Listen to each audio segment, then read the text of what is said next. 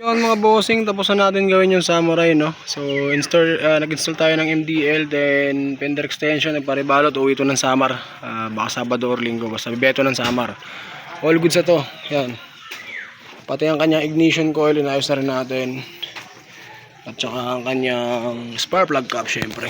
Ayun. Nakabalot ng gusto yan, nakalipat na yung harness niyan sa ibabaw, hanggang dyan, balot yan. Ngayon, all goods na yan, uwi na sa tropa. Dito naman tayo sa kanyang kasama, yung Falcon.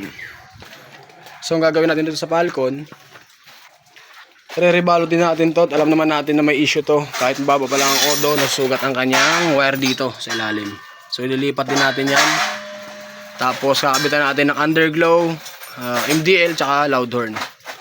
Ayan mga bossing.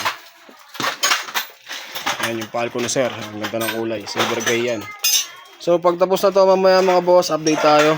Tapos testing tayo ng kanyang ilaw, tsaka loud horn, pati MDL. Pati yung underglow, yan.